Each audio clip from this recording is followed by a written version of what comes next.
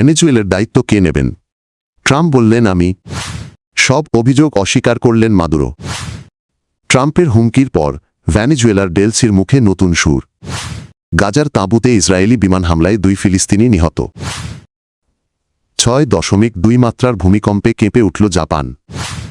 ভেনেজুয়েলার president Nicolas Maduro আটক হওয়ার পর দেশটিতে আগামী অন্তত 30 দিনে কোনো নির্বাচন হবে না, একথা জানিয়েছেন যুক্তরাষ্ট্রের প্রেসিডেন্ট ডোনাল্ড ট্রাম্প।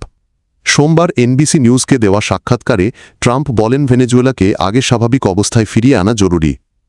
বর্তমান পরিস্থিতিতে নির্বাচন আয়োজন সম্ভব নয় বলেও মন্তব্য করেন তিনি।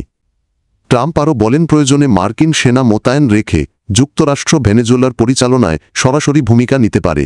তবে তিনি দাবি করেন এটি কোনো যুদ্ধ নয়, যুক্তরাষ্ট্র লড়াই করছে মাদকচক্র ও অপরাধীদের বিরুদ্ধে। এছাড়া ভেনেজুয়েলার জ্বালানি অবকাঠামো পুনর্গঠনে মার্কিন তেল কোম্পানিগুলো যুক্ত হতে পারে বলেও ইঙ্গিত দেন ট্রাম্প।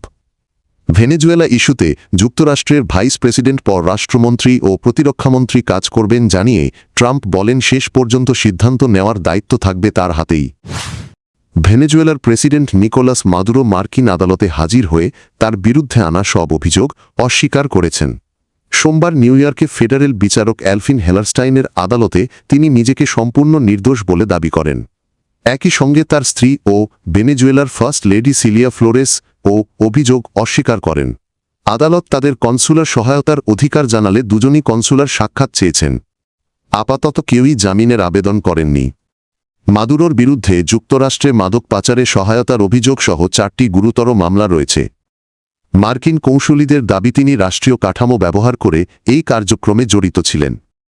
শনিবার রাতে এক মার্কিন অভিযানে ভেনেজুয়েলার রাজধানী কারাকাস থেকে মাদুরো ও তার স্ত্রীকে আটক করে নিউ ইয়র্কে আনা হয়। বর্তমানে তারা ব্রুকলিনের একটি ফেডারেল ডিটেনশন সেন্টারে আটক রয়েছেন। আদালতে মাদুরো বলেন তাকে অপহরণ করা হয়েছে। মামলার পরবর্তী শুনানি নির্ধারণ করা হয়েছে 17 মার্চ। ভেনেজুয়েলায় সাবেক প্রেসিডেন্ট নিকোলাস মাদুরো ও তার স্ত্রীকে গ্রেপ্তারের পর যুক্তরাষ্ট্রের প্রেসিডেন্ট ডোনাল্ড ট্রাম্প আরও সামরিক হামলার হুমকি দিয়েছেন।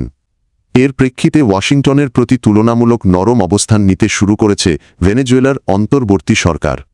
এক বিবৃতিতে অন্তর্বর্তী প্রেসিডেন্ট ডেলসি রদ্রিগেজ বলেন আন্তর্জাতিক আইন মেনে যৌথ উন্নয়নের ভিত্তিতে যুক্তরাষ্ট্রের সঙ্গে সহযোগিতায় আগ্রহী তার সরকার।